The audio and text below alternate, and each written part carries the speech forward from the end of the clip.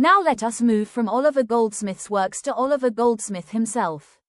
This slide is titled, "The Personality of Oliver Goldsmith," and the subtitle gives us a very memorable phrase, "The personality of the inspired idiot." At first, this phrase may sound insulting, so let us understand it carefully. Horace Walpole, the famous 18th century writer and politician, described Goldsmith as an inspired idiot.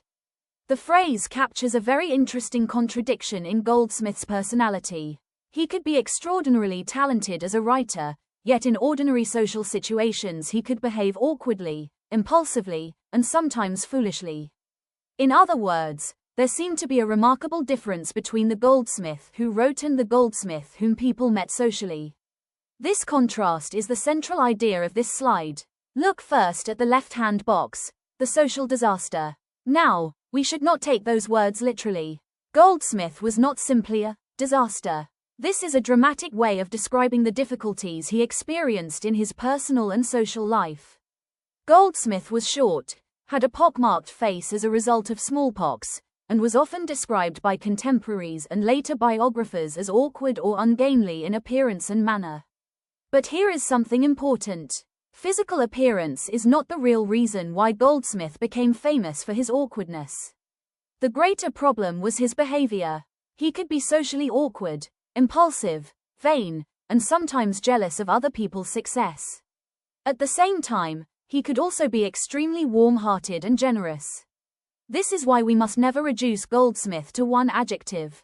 He was a bundle of contradictions. For example, he was notoriously poor at managing money. Whenever he earned money, he did not necessarily save it carefully. He could spend it recklessly, gamble with it, or give it away to people who were poorer than himself. There are many traditional accounts of his generosity. One famous biographical story tells us that while he himself was poor, he gave away some of his own bedding and clothing to a destitute woman and her children. Whether we accept every detail of such anecdotes or not, the stories reflect the reputation Goldsmith had for extraordinary generosity. So notice the contradiction. He could be financially careless, but emotionally generous. He could be vain, but also self-mocking. He could be awkward in conversation, but extraordinarily graceful in writing. Now let us move to the right-hand box, the literary genius. This is the other half of the picture. Goldsmith was not merely a popular writer. He had genuine literary ability. His prose was admired for its clarity, simplicity, elegance, and musical quality. And this is exactly where the phrase, inspired idiot, becomes meaningful. Imagine a person who enters a room and struggles to speak intelligently in conversation. People may think, this person is foolish. Then the same person goes home, sits down, and produces beautifully controlled prose. Suddenly, everyone is surprised. That was the paradox associated with Goldsmith. His conversation could be confused and awkward, while his writing could be remarkably clear and graceful. Contemporary accounts repeatedly emphasize this contrast. Goldsmith also became part of one of the most important intellectual and literary circles of 18th century London. He was associated with Samuel Johnson, Sir Joshua Reynolds, and Edmund Burke, among other important figures. He was an original member of the famous literary club associated with Johnson and Reynolds. So think about the irony. The man who could appear ridiculous in conversation was accepted into the company of some of the greatest intellectuals and artists of 18th century Britain. That tells us something important. His friends could see the genius behind the awkward personality. Now let us come to the bottom of the slide. It gives us the famous verdict, an inspired idiot. But I want you to remember the meaning rather than simply memorizing the quotation. Inspired suggests genius, creativity, and extraordinary literary power. Idiot, in this historical phrase, refers to the foolish or awkward behavior that people associated with Goldsmith. So the phrase creates a contrast: brilliant writer, awkward man. That contrast is the key. There is another famous contemporary description that makes the same point even more memorably.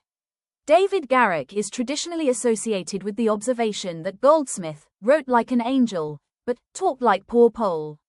So we can create a simple memory formula. Goldsmith in writing, elegant. Goldsmith in society, awkward. Goldsmith with money, careless. Goldsmith toward the poor, generous. Goldsmith among literary giants, respected. And Goldsmith as a personality, contradictory.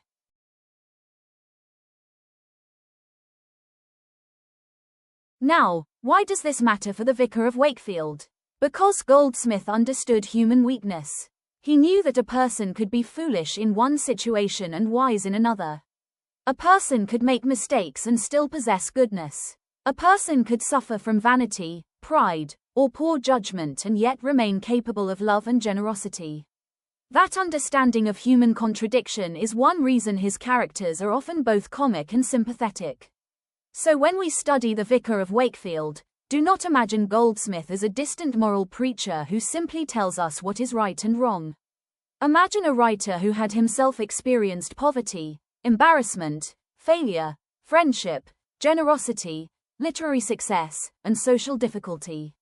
He knew human beings from experience. And that is why the phrase, inspired idiot, is such a useful key to understanding Oliver Goldsmith. It reminds us of the central paradox. The man could be wonderfully imperfect, while the writer could be wonderfully accomplished. That contrast between the flawed human being and the gifted literary artist is one of the most fascinating aspects of Goldsmith's life.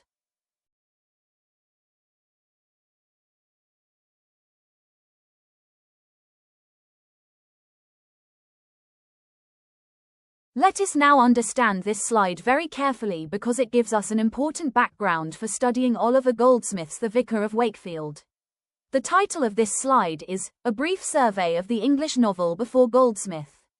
The main question is very simple. What was happening in the English novel before Goldsmith, and how was Goldsmith's approach different? The easiest way to understand this slide is to imagine two different ways of looking at human life. On the left, we have the broad trend in the developing 18th century novel. On the right, we have Goldsmith's distinctive approach in The Vicar of Wakefield. Let us first look at the left side. The first point says that there was a focus on shifting social classes and gritty urban realism. This is an important feature of the 18th century novel. England was changing rapidly, trade was growing, cities were expanding, and the middle class was becoming increasingly important. Writers began to show ordinary people, merchants, families, servants, criminals, and people trying to survive in a changing society. For example, when we read novels by writers such as Daniel Defoe, Samuel Richardson, and Henry Fielding, we encounter characters dealing with money, marriage, social position, temptation, reputation, and everyday problems. So the novel was gradually moving away from stories about only kings, knights, and extraordinary heroes. The ordinary individual was becoming important. Think of it this way. Instead of asking only, what happens to a king? The novel begins asking, what happens to an ordinary man or woman trying to survive in society? That is one reason the 18th century is so important in the history of the English novel.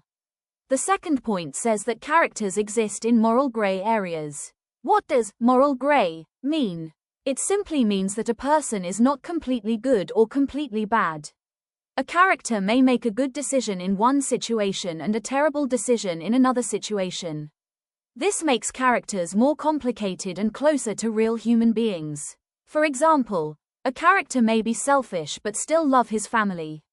Another character may tell a lie but do it because he is afraid.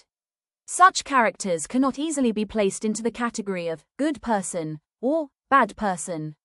This growing interest in complicated human behavior is an important feature of 18th century realism. The third point on the left says, skeptical, rationalist approach to human nature. This is connected with the Enlightenment. The Enlightenment encouraged people to use reason, observation, and critical thinking rather than simply accepting traditional beliefs without questioning them. So writers became interested in understanding human behavior through experience and reason. Now let us move to the right side. Goldsmith's approach, The Vicar of Wakefield. Goldsmith does something rather different. The first point says, focus on idealized rural simplicity and the domestic hearth. The word, idealized, is very important. Goldsmith presents family life, rural surroundings, simplicity, affection, and moral values in a highly attractive way. The domestic hearth simply means the home and family. So, instead of making the complicated city the emotional center of the story, Goldsmith gives us the Primrose family and their family life. The vicar, Dr. Primrose, is at the center of this world. His family suffers financial difficulties, deception, separation, imprisonment, and other hardships. But the family remains emotionally connected, so the home becomes a place where moral values are tested. Here is a simple way to remember this. The 18th century novel often asks, how does the individual survive in society? Goldsmith also asks an important question, how can a family preserve goodness and affection in a difficult world? Now we come to the second point on the right. It says that characters lean heavily toward pure good or pure evil. We should understand this point carefully. It is a useful exam-level contrast, but it should not be taken too literally. Goldsmith does create strongly contrasting moral types, especially through characters such as Dr. Primrose and the villains and deceivers surrounding the family. At the same time, the Vicar of Wakefield contains comic, flawed, and complicated characters as well. Dr. Primrose himself is not perfect. He can be proud, stubborn, and sometimes comically confident in his own opinions. That is important because Goldsmith combines idealized morality with humor and human weakness. So, for an exam, remember the broad contrast. Goldsmith gives greater emphasis to moral feeling, family virtue, sympathy, and goodness than a purely realistic social novel would.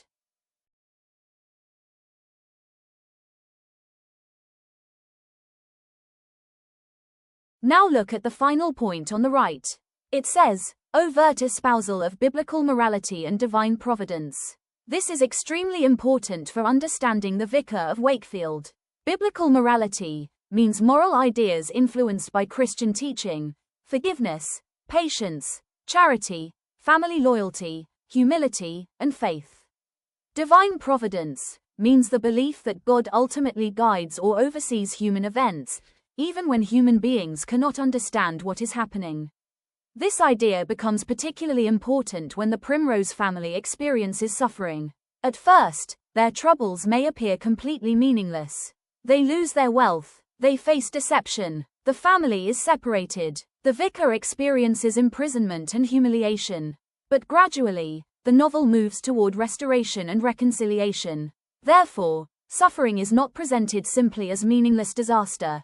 It becomes part of a larger moral and providential pattern. This is one of the major differences we should remember. The developing 18th century novel increasingly gives us social reality, individual experience, reason, and complex human behavior.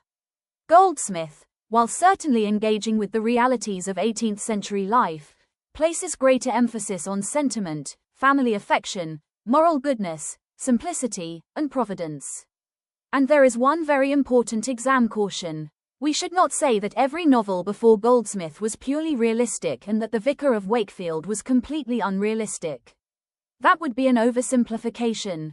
Goldsmith himself includes realistic elements such as poverty, money problems, social insecurity, deception, class differences, and the difficulties of 18th century life.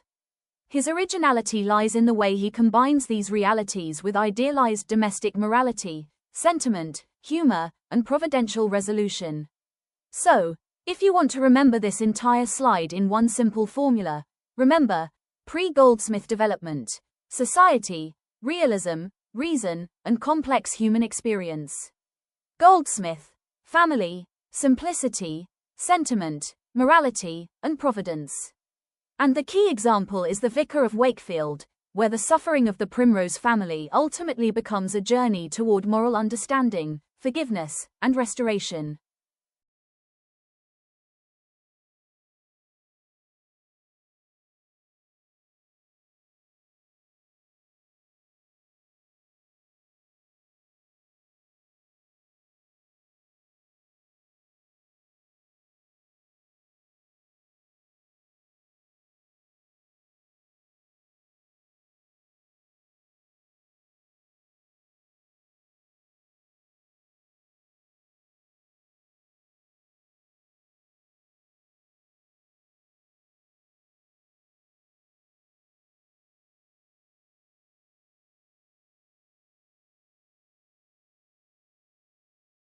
Now let us move to the next slide, which is about the important persons and places in the Vicar of Wakefield.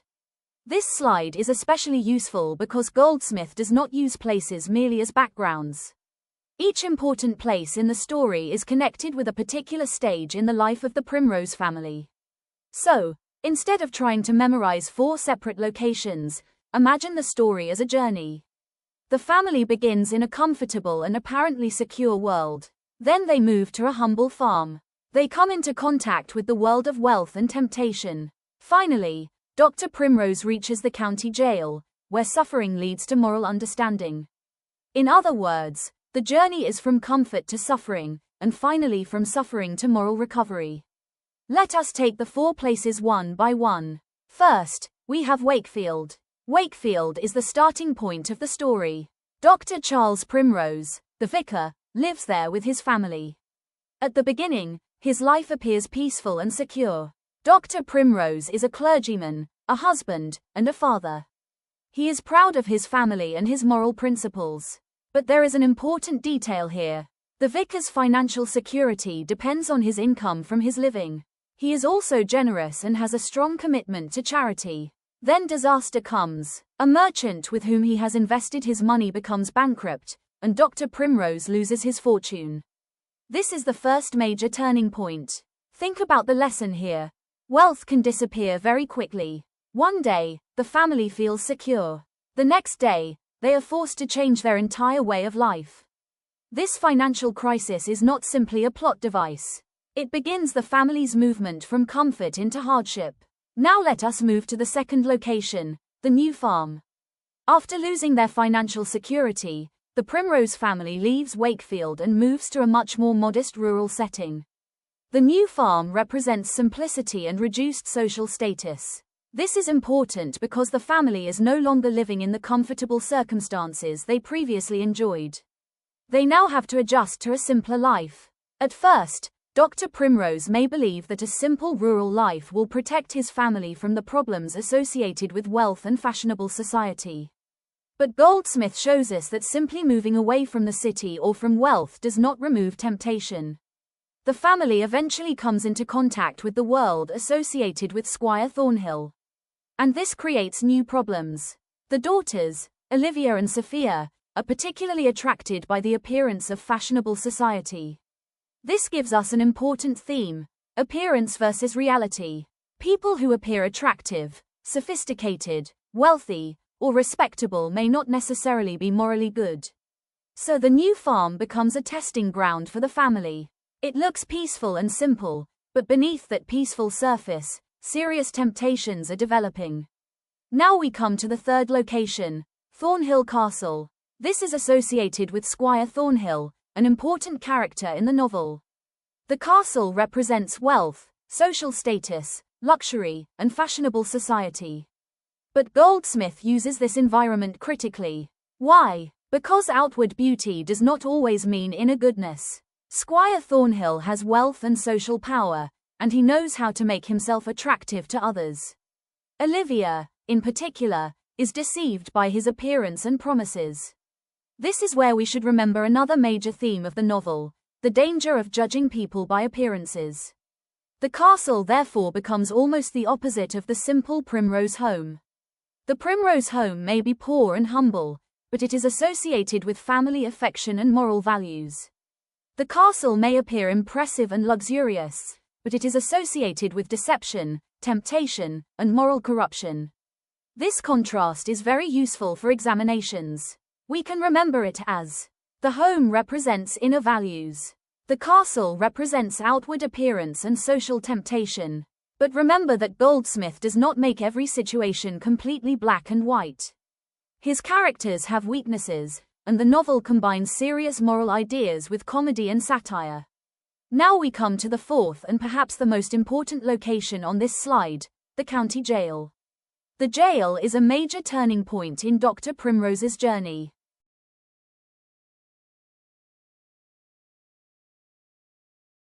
Why is the jail important? Because here the vicar loses almost everything. He suffers poverty, humiliation, separation from his family, and emotional pain. The jail therefore becomes a kind of testing ground. Think about the word crucible used on the slide. A crucible is a container in which something is subjected to intense heat. In literature, we can use the word metaphorically. A person goes through extreme suffering, and that suffering tests and transforms the person. That is exactly what happens here. Dr. Primrose's suffering forces him to look at life differently. Earlier, he could sometimes be proud of his opinions and moral judgments. But suffering teaches him patience, humility, sympathy, and a deeper understanding of other human beings. And something remarkable happens inside the jail. The vicar does not think only about his own suffering. He begins helping and morally influencing other prisoners. He preaches, encourages them, and tries to improve their lives. So the jail changes from a place of punishment into a place of moral influence. This is a very important Goldsmith idea. Physical freedom may be taken away from a person, but moral freedom and spiritual strength can still remain. The vicar is imprisoned physically, but he becomes morally stronger. Now let us connect all four places. Wakefield represents the family's original security. The new farm represents simplicity, poverty, and exposure to new temptations. Thornhill Castle represents wealth, appearance, social power, and deception. The county jail represents suffering, transformation, and moral recovery. So we can visualize the entire novel as a journey. Wakefield, comfort. New farm, hardship and temptation. Thornhill Castle, appearance and corruption. County jail, suffering and moral growth. And this is why locations are important in the Vicar of Wakefield. They are not simply places on a map. They reflect different stages in the emotional and moral journey of the Primrose family. If you remember only one thing from this slide, remember this sequence: from security to poverty, from temptation to suffering, and from suffering toward moral understanding. That sequence will help you understand not only the plot, but also Goldsmith's larger message about family, morality, appearance, suffering, and human goodness.